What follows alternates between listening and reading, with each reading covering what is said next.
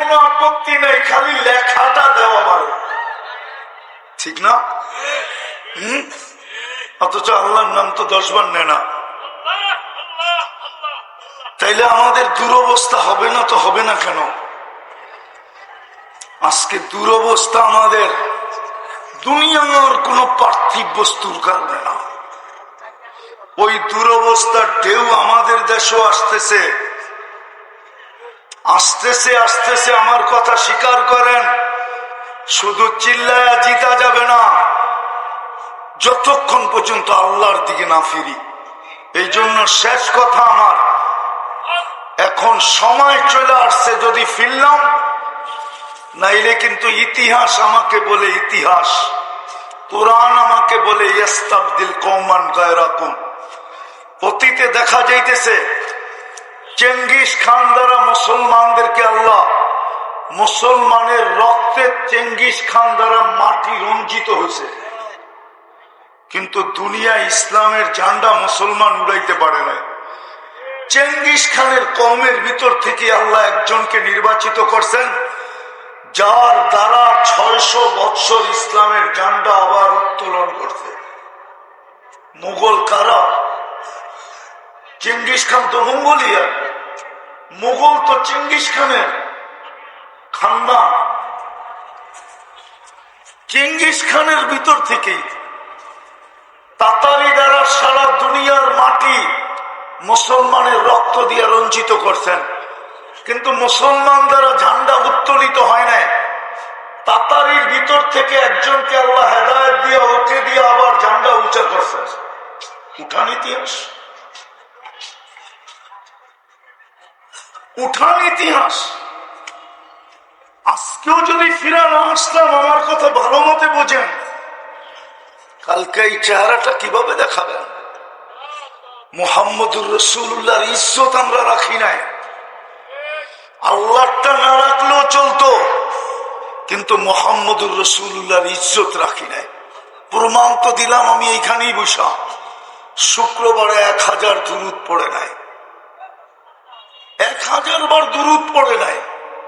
Daily 200 বার দুরূদ পড়ে না, daily 100 বার আল্লাহ বলে না। ও যুবক, তোমার বাহাদুরির উৎস কি বলো? কি তোমার বাহাদুরির উৎস কি বলো? যুবকের বাহাদুরির উৎস যৌবন, রূপসীর বাহাদুরির উৎস রূপ, টাকাওয়ালার বাহাদুরির উৎস টাকা, শিক্ষিতর বাহাদুরির উৎস শিক্ষা, বাজারওয়ালার বাহাদুরির উৎস বাজার, দোকানওয়ালার বাহাদুরির উৎস দোকান। কে দিছে সব? আরে নেতার বাহাদুরির উৎস কি? নেতৃত্ব। ওরে নেতৃত্ব কে দিছে? কে দিছে? ডেলি 100 বার আল্লাহ কে বলে? সব বাদই দিলাম। 5 ওয়াক্ত ডাকলে এই কচুয়ার বাজারের কোন দোকানে জায়নামাজ আছে, মুসল্লা আছে? যে দোকান খোলা, দোকান তুই আমি মসজিদে যাব তো যাব কি করে? কিন্তু ডাকছিলেন তো কে? 90% মুসলমান তো নামাজ পড়ে না, 90% যুবক তো নামাজ পড়ে না, 90% নারী তো নামাজ পড়ে না, 90% পুরুষ তো নামাজ পড়ে না, 90% শিক্ষিত তো নামাজ পড়ে না, 90% টাকাওয়ালা তো নামাজ পড়ে না, 90% বেশি বাজারওয়ালারা নামাজ পড়ে না। ডাকে কে?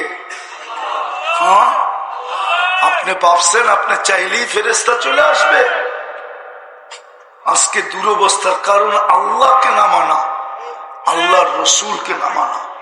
আল্লাহটা বাদই দিলাম, সহজ যেটা করছেন আল্লাহর রসুলের ইজ্জত আমরা রাখি নাই। অথচ যুবক শুনো, তোমার জন্য রসুল আরো সে যায় চোখের পানি জড়াইছে। বিশ্বাস হয় না? বিশ্বাস হয় না? নাইলে আত্মাহিয়াতের ভিতরে এটা পড়ি তো পড়ি কি করে? ওয়া আলা ইবাদিল্লাহিস সালিহিন। এটা কার কথা? এটা তো আল্লাহর রাসূলের কথা। আল্লাহ তো বন্ধুকে সালাম দিছিলেন, আমাদেরকে সালাম দেন না। কিন্তু আল্লাহ রসুল বলছে আমাকে সালাম আমার উম্মতকে দিবেন না? বলছে বন্ধু এইখানেও উম্মত, এইখানেও উম্মত, সারাদিন দুনিয়ায় উম্মত করেন।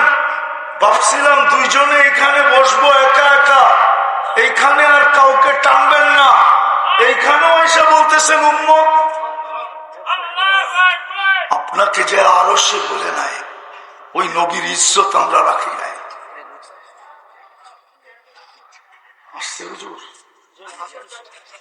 ওই নবীর ইজ্জত আমরা রাখি নাই। আল্লাহটা তো বাদই দিলাম, রসুলের ইজ্জত রাখি নাই, যার কারণে আমাদের দুরবস্থা। সময় চলে আসছে, আসেন হুজুর চলে আসছে। আমি দুটা কথায় শেষ করতেছি। এখন সময় তওবার সময়।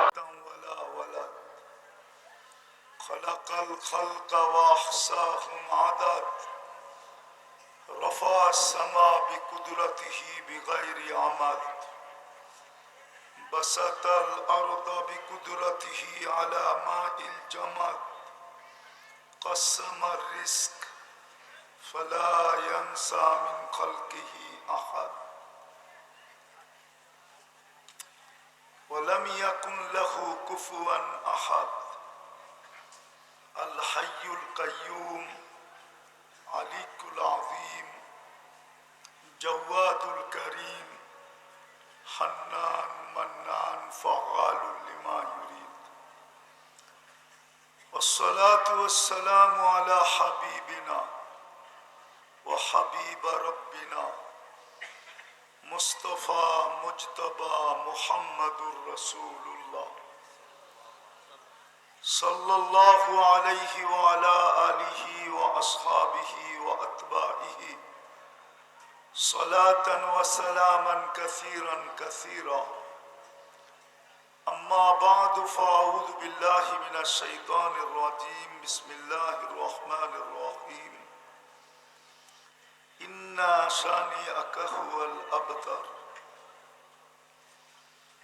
وقال رسول الله صلى الله عليه وسلم من أطاعني دخل الجنة ومن عصاني فقد أبى أو كما قال عليه الصلاة والسلام. জামিয়া ইসলামিয়া আহমদিয়া কচুয়া মাদ্রাসা কর্তৃক আয়োজিত 2 দিনের মাহফিলের সর্বশেষ দিনের সম্মানিত সভাপতি, উপস্থিত উলামায়ে কেরাম, বিভিন্ন জায়গা থেকে আগত মুসলমান ভাইয়েরা, জানি না এত রাত্রে শোনার সুযোগ আছে কি নাই।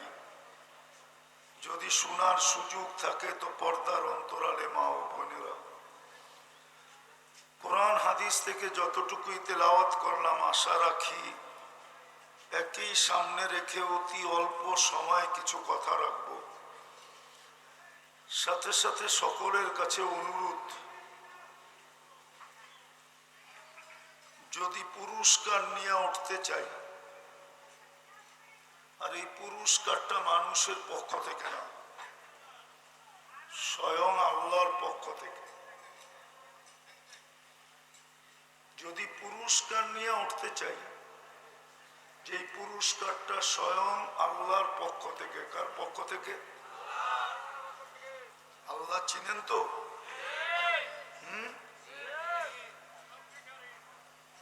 বাস এতটুকুই চিনে, ঠিক না? জিজ্ঞাসা করলে তো একজনও হাত উঠাইতে পারবে কিনা জানি না। আপনি আল্লাহ চিনলেন কি করে? 99 নামের অর্থই তো কোনোদিন দেখেন নাই, তাইলে আল্লাহ কোত্থেকে চিনবেন?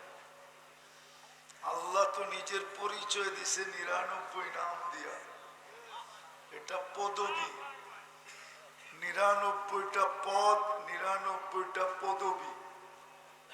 যুবকরাও তো দেখে না, বুড়ারাও দেখে না, কেউ তো দেখে না 99 নামের অর্থ।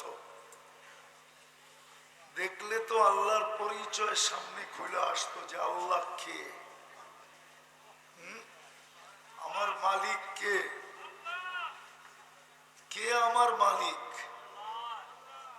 পয়দা করনে ওয়ালা কে,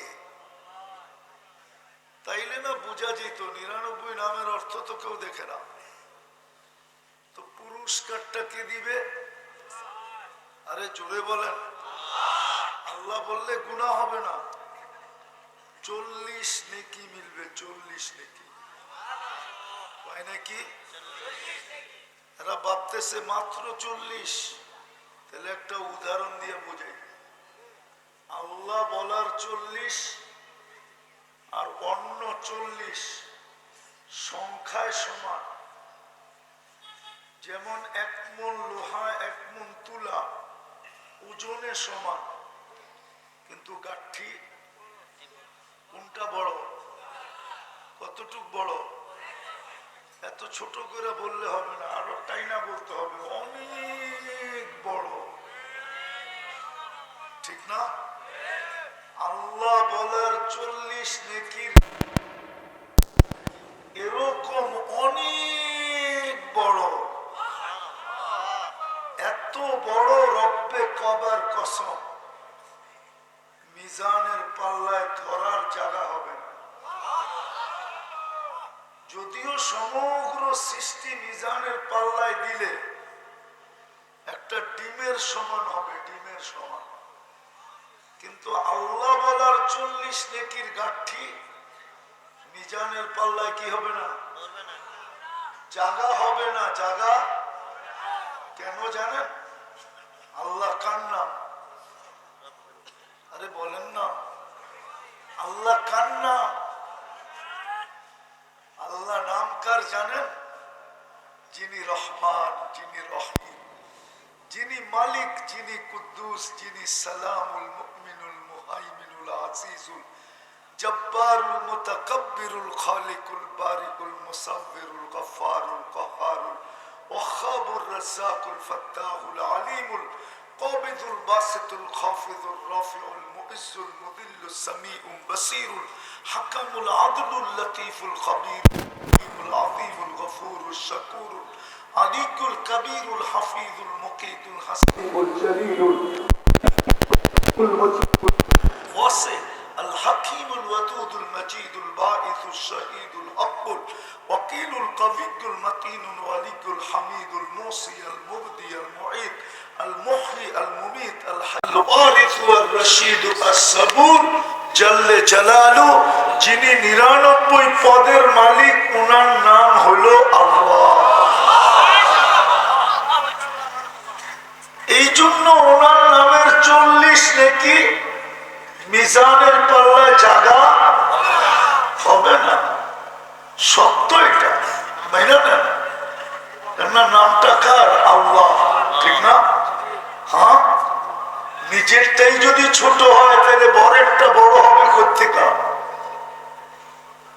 তো ওই আল্লাহ পুরস্কার দিবে, কিন্তু শর্ত আছে দুটা।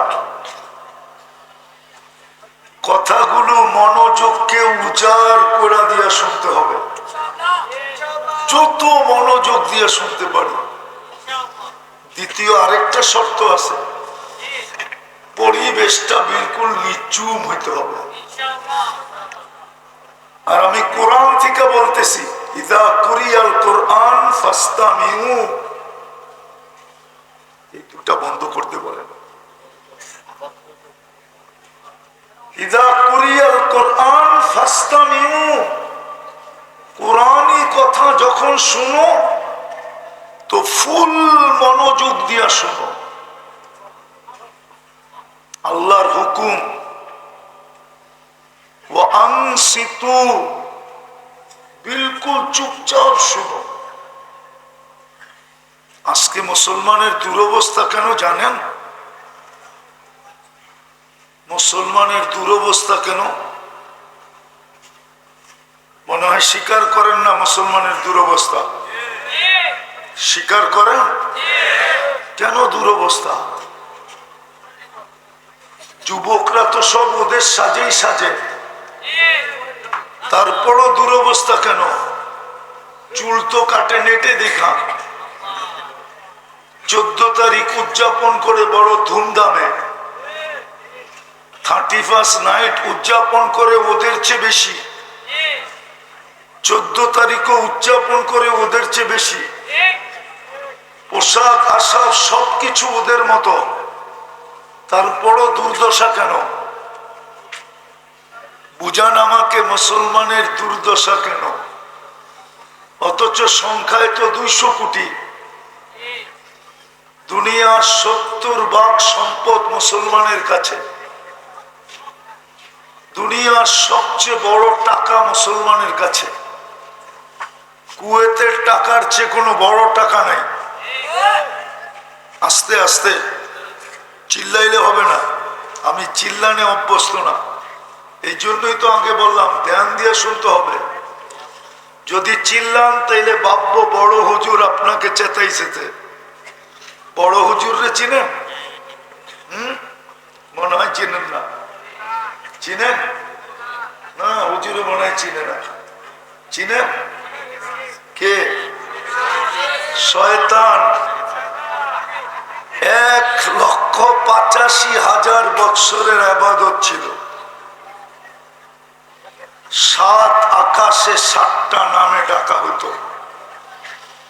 প্রথম আকাশে আবেদ, তারপরেরটায় জাহেদ, তারপরেরটায় আরেফ, তারপরেরটায় তকি, তারপরেরটায় ওলি, তারপরেরটায় খাজেন, তারপরেরটায় আজাজিল। সপ্তম আকাশের উপাধি নিয়ে শেখ সাদি কবিতা লেখছে, তাকাব্বর আজাজিলরা খারে কর। হ্যাঁ হ্যাঁ, আমি ভাববো আপনি চিৎকার দিলে ভাববো উনি আপনাকে কাঠি করতেছে। কাঠি বুঝেন তো? এই জন্য আমার কথা নির্জুম ভাবে শুনতে হবে, কোরআনে যেমন আছে তেমন। এটাই বুঝাইতে চাইতেছি না যে আজকে আমাদের দুরবস্থা কেন। সংখ্যায় 200 কোটি, সম্পদ সারা দুনিয়ার 70% আমাদের কাছে। আমি তো কসম খায় বললে গুনাহ হবে না, এই কচুয়া উপজেলায় ব্যবহৃত কাপড় যত আলমারিতে আছে, ইউরোপের দেশ পাওয়া যাবে, একটা দেশে এত ব্যবহৃত কাপড় আলমারিতে নাই। আমি গুইরা বলতেছি, গুইরা। আমার 103টা দেশ হয়ে গেছে, আগে 99টা ছিল। এই নতুন স্বাধীনতার ভিতরে আরো 4টা পুরা করে ফেলছি। আমি আপনাদের স্বাধীনতা দেখি নাই, কেননা আমি 18ই আগস্ট দেশের থেকে চলে গেছি। আমি ফিরে আসছি 18ই জুলাই, আমি আসছি 18ই আগস্ট, আবার চলে গেছি, আসছি 23শে সেপ্টেম্বর। যত কাপড় এই কচুয়া থানার বাড়িগুলাতে ব্যবহৃত আলমারিতে আছে, এত কাপড় ইউরোপের কোন দেশের ভিতরও ব্যবহৃত আলমারিতে নাই। মুসলমানের চেয়ে বেশি কেউ দুনিয়াতে আইটেম খায় না, জানেই না কোত্থেকে খাবে। আর ওইখানে তো কেউ কাউকে খাওয়াই না, কিন্তু আমাদের যুবকরা তো মাশাআল্লাহ 14 তারিখে ফুলও দেয়, কচুয়ার হোটেল আগের থেকে বুক করে বয়া খাওয়ায়, আবার পার্সেলও দেয়, পছন্দের পার্সেল। বাবা কি পছন্দ করে, মা কি পছন্দ করে, ভাই বোন কি পছন্দ করে, ওই পার্সেলও দেয়। পারে না কলিজা ফাইরা, বুক ফাইরা কলিজা বাইর করে ভুনা করেও দিয়া দিতে চায়, কিন্তু দিলে তো নিজে বাঁচবে না, পরে মেসেজ আসলে লাভ হবে কি? এই জন্য কমসে কম কলিজাটা দিতে চায় না, যে যাক আমি একটু জীবিত থাকি, ফুল তো দিলাম, খাওয়াইলাম, পার্সেল দিলাম, দেখি আমাকে লেখা দেয় কিনা I.U। কিন্তু এইখানে তো 90% শেখাউরা, ওরা তো শুধু সামাজিক বয়ে শুধু মিছিল করতে পারে না। নাইলে আমাদের এই কচুয়া থানায় যে পুলিশ আছে, আমার মনে হয় 10 গুণ দিয়েও ওদেরকে সামলাইতে পারতো না। ওরা তো ডেলি এক এক বাড়ির সামনে যে মিছিল করতো, খেয়েছে আমার ভাই অমুকের রক্ষা নাই, বাইরেও বাড়িতে। হাসানের জন্য বলতেছি না, বাস্তব বাস্তব 14 তারিখে যা করে। আমি তো আমেরিকাতে 14 তারিখ দেখছি, কিন্তু এরম তো দেখি না, এরম পাগলামি তো দেখি না। ওইখানে তো দেখা হইলে গালে গাল লাগায় আর শুধু বলে ইউ আর মাই হানি, তুই আমার মধু, কাহিনী শেষ। না হোটেল, না সোটেল, না ফুল, না শুল, হ্যাঁ, না পার্সেল, না টার্সেল। বরং খাইলেও ওর বিল ও দেয়, ওর বিল ও দেয়। এখানে তো বিলও দেয়, খাওয়ায়ও, আবার পার্সেলও দেয়, পারে না কলিজাটা দিয়া দিতে, ঠিক না? তো যেটা বুঝাইতেছিলাম, দুরবস্থা কেন? এত আইটেম তো খায়, মুসলমানের চেয়ে বেশি আইটেম তো কেউ খায় না।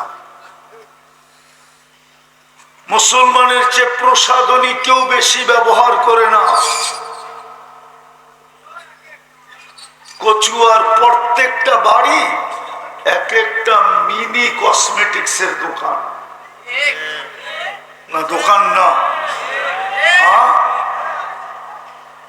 তারপরে এই দুরবস্থা কেন?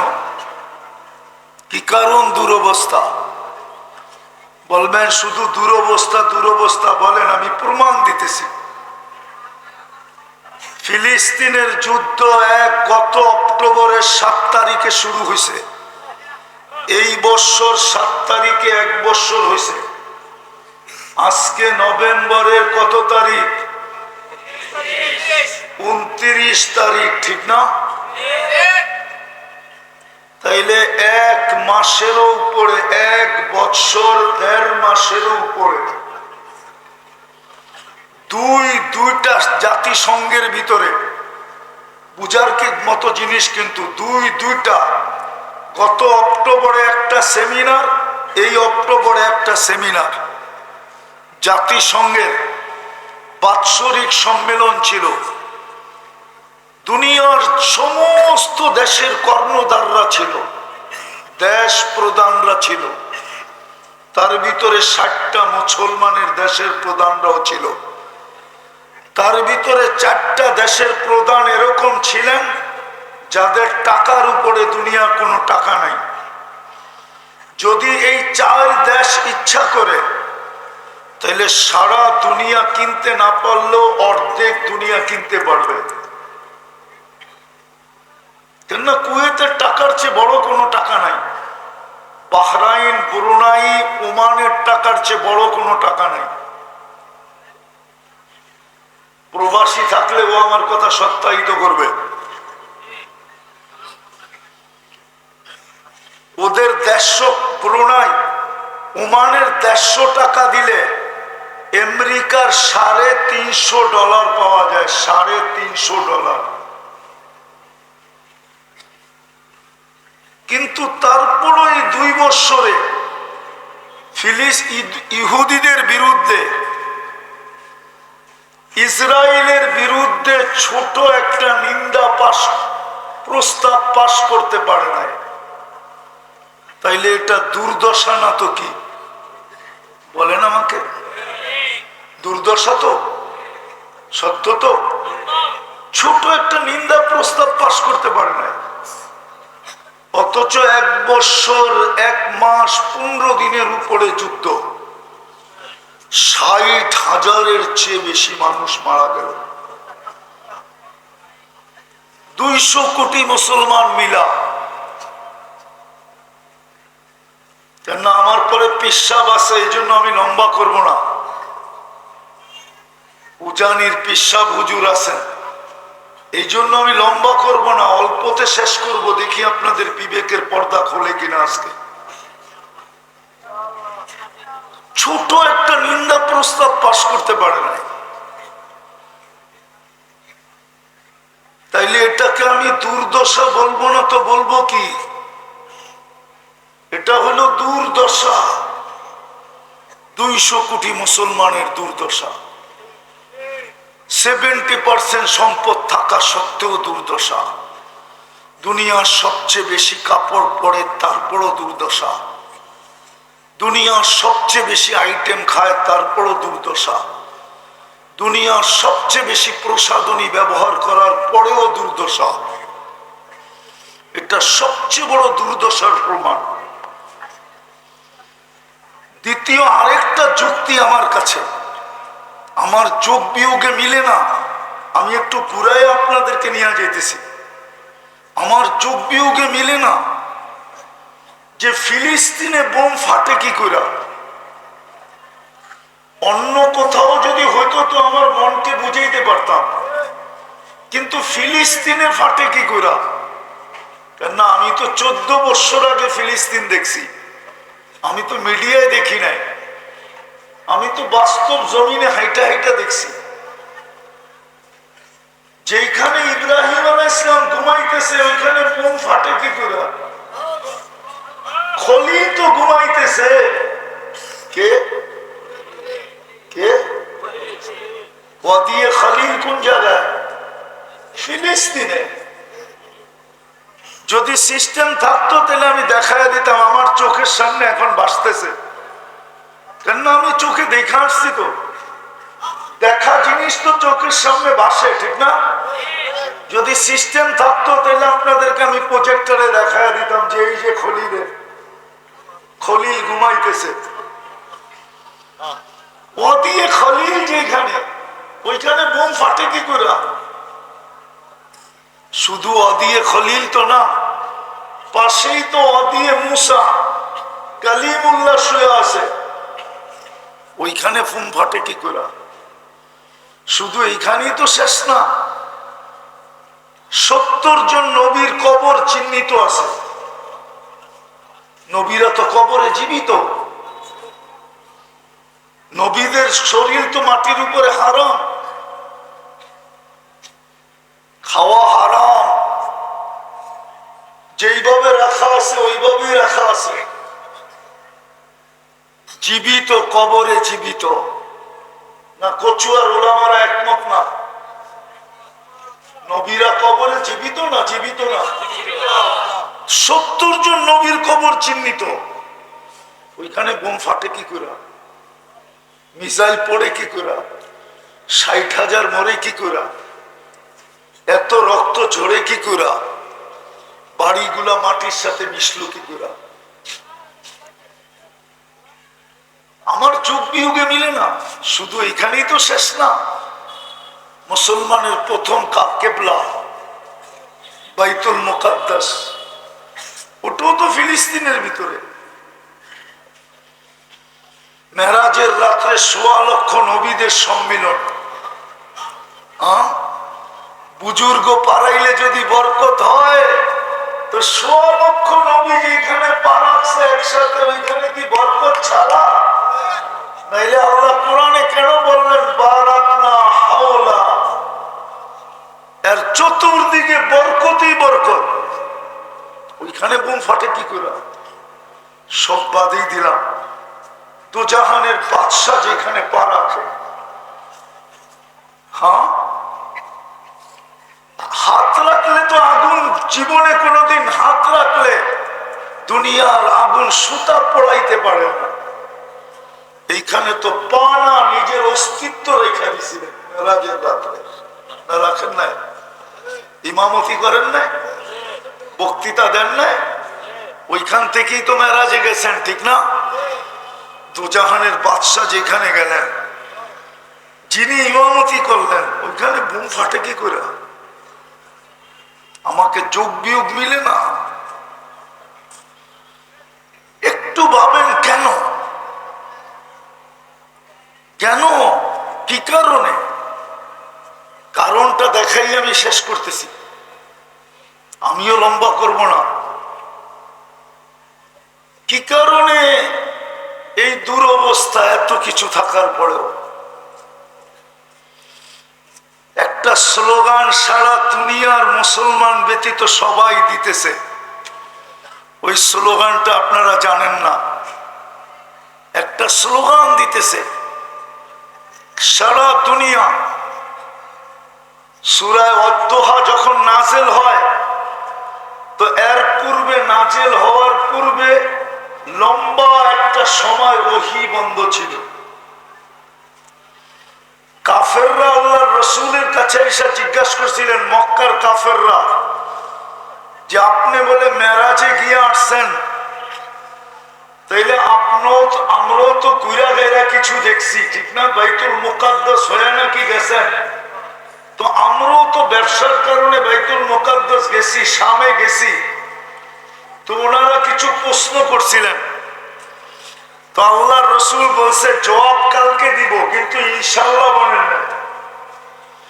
তো কয়েকদিন ওহী বন্ধ ছিল।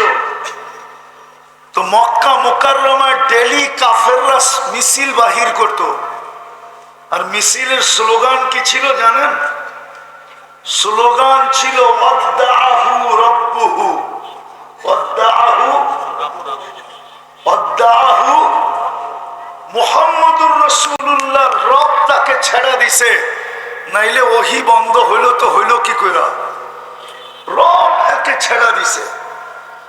আজকেও সারা দুনিয়ার মানুষ মুসলমান ব্যতীত এক স্লোগানে আবদ্ধ, যে মুসলমানের রব ওয়াদ্দাহুম রাব্বুহুম। আপনারা এই স্লোগান জানেন না? তাহকিক করেন, আমারটা সত্য হবে। সারা দুনিয়ার মুসলমান ব্যতীত সবাই একমত হয়ে স্লোগান দিতেছে, মুসলমানের রব মুসলমানদেরকে ছেড়া দিছে। মুসলমানের রব মুসলমানকে ছেড়া দিছে, নাইলে একের পর এক দেশ আমরা কিভাবে মাটির সাথে মিশাইতে পারতেছি, একটার পর একটা মাটির সাথে মিশাইতেছে। আফগানিস্তান মিশায় শেষ করছে, ইরাক ধরছে, ইরাক শেষ করছে, এখন ফিলিস্তিন ধরছে, ফিলিস্তিন শেষের পথে, এখন লেবানন ধরছে, লেবানন শেষ করবে, আবার আরেকটাকে ধরবে। ওদের স্লোগান হলো আল্লাহ। এরা বলে না আমাদের রবকে, আমাদের রবকে, আমাদের রবকে, আরে আরো জোরে বলেন। এই জন্যই ওরা বলে ওয়াদ্দাহুম রাব্বুহুম, মুসলমানের রব মুসলমানকে ছেড়া দিছে। এখনই সুবর্ণ সুযোগ। আরেকটা স্লোগানও আছে, আমি শেষ জায়গায় চলে আসছি। আরেকটা স্লোগানও আছে, এটা ইহুদিরা দেয়। আমার আরেকটা যোগ বিয়োগ মিলে না। ফিলিস্তিনের যুদ্ধ চলতেছে, এটা তো মেনে নিলাম, কিন্তু আল্লাহ ইহুদিদের হাতে আমাদেরকে মার খাওয়াইতেছেন কেন? ইহুদি তো হলো সৃষ্টির ভিতরে সবচেয়ে নিকৃষ্ট, ঠিক না? হ্যাঁ, সত্য তো। দ্বিতীয় হলো আমরা ডেলিতে 32 বার আল্লাহকে বলি গায়রিল মাগদুবি আলাইহিম, গায়রিল মাগদুবি ওয়ালাদ-দাল। মাঝে মাঝে তো মসজিদ পুরা গরম করে ফেলে আমিন বলে, ঠিক না? আমি বিরোধিতা করতেছি না, কিন্তু আমি বুঝাইতে চাইতেছি। 32 বার আল্লাহকে বলি, আল্লাহ এই দুই সম্প্রদায়ের হাতের থেকে আমাদেরকে বাঁচান। একটা মাগদুব, একটা দল, ঠিক না? ওদের হাতেই আল্লাহ আমাদেরকে মার খাওয়াইতেছেন কেন? তাইলে আমাদের আবেদন যায় তো যায় কই? সূরা ফাতিহা কে শিখাইছে? কে শিখাইছে? এটা কি? এটা তো আবেদন পত্র। আবেদন পত্র বুঝেন? দরখাস্ত। এটা যায় তো যায় কোথায়? ওদের হাতেই মার খাওয়াইতেছেন। অন্যের হাতে খাওয়াইতেন, মনকে বুঝাইতাম, কিন্তু ওদের হাতেই মার খাওয়াইতেছেন আমাদেরকে। এই যোগ বিয়োগ মিলে না, এই যোগ বিয়োগ মিলে না। বিদায় ওরা আজকে স্লোগান দিতেছে ওয়াদ্দাআহুম রাব্বুহুম। এটা হলো একটা স্লোগান। দ্বিতীয় আরেকটা স্লোগান আছে, দাম্মিরুল মুসলিমিনা কাইফা তুরিদুনা আন তুদাম্মিরুহা। এটা ইহুদিরা দিতেছে হিব্রু ভাষায়, এই জন্য আমাদের হুজুররা বোঝে না, আমরা বুঝি না। আমরা মনে করতেছে কি দোয়া করতেছে, দোয়া কি কি করতেছে, হিব্রু ভাষায় দোয়া করতেছে আমাদেরকে। না, দোয়া না। ছোটবেলার কাহিনী মনে উঠছে। এক বেটার বলে 3 ছেলে ছিল, তো বড় দুটারে বিয়ে করছে দেশে। দুনো পুত্র বধূই বলে শাশুড়ির লোকে একটু কি সারাদিন একটু টুংটাং হইতেই থাকে। কি টুংটাং বোঝেন? কি? তো ছোটটা বলে চালাক আছিল, তোর দেশেই বিয়ে করবো না। তো বলে কেমনে কেমনে সৌদি আরব গেছে, কোন আরব দেশের মেয়েরে পটায় পুটায় বিয়ে করে বাড়িতে নিয়ে আসছে। ওর বাসা কি? তো এটার লোকও যখন শাশুড়ি কিছু করতে চায় তো সিধা আরবিতে গালি দেয়, আর শাশুড়ি হাত বেঁধে দাঁড়ায় থাকে। তো সবাই জিজ্ঞেস করছে তুমি এমন করো কেন?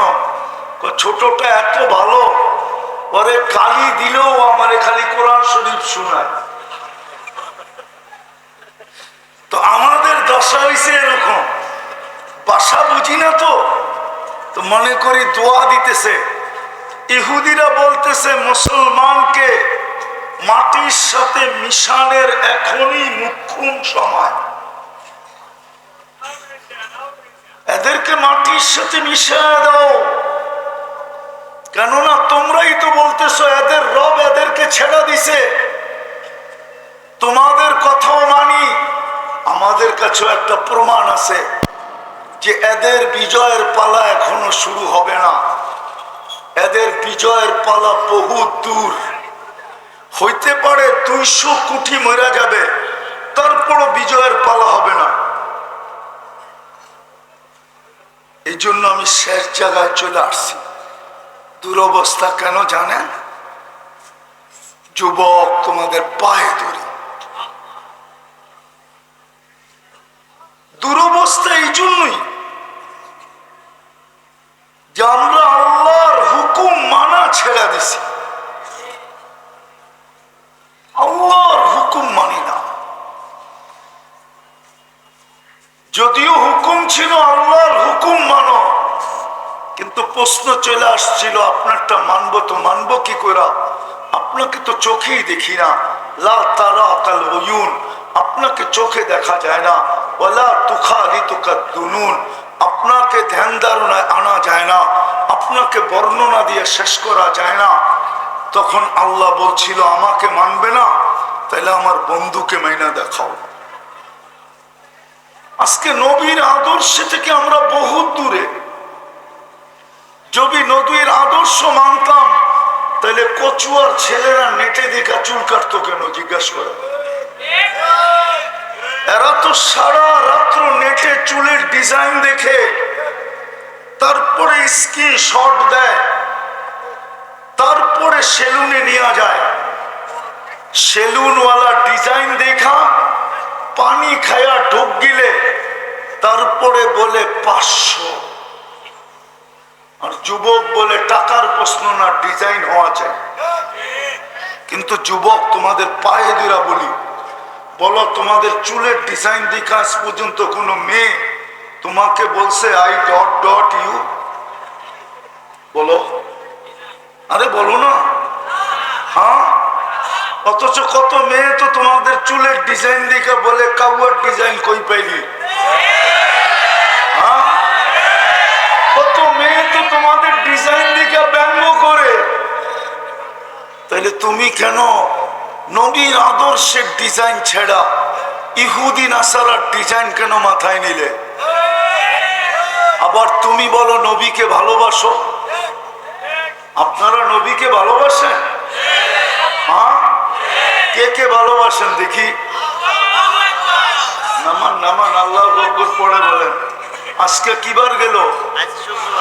হ্যাঁ, এখানে একজনও নাই 1000 বার দুরূদ পড়ছে, একজনও নাই, একজনও নাই 1000 বার দুরূদ পড়ছে, এক যুবকও নাই যে 10 বার দুরূদ পড়ছে। তাহলে তুমি কিসের ভালোবাসো বলেন আমাকে? আজকের দিন তো আল্লাহর রাসূলের পক্ষ থেকে ঘোষণা ছিল, শুক্রবার যখন আসবে তো আমার উপরে বেশি বেশি দুরূদ পড়ো। শুক্রবারটা কমসে কম আমাকে দিয়া দিও, 6 দিন আল্লাহকে দিয়া দাও, একটা দিন আমাকে দিও। আপনি কি ভালোবাসেন? আপনি কিভাবে শাফাআতের আশা করেন? কিভাবে হাউজে কাউসার আশা করেন? কিভাবে সাহায্যের আশা করেন? আজকে তো ওই দিন চলতেছে, এক হাদিস বলি আমি শেষ করতেছি,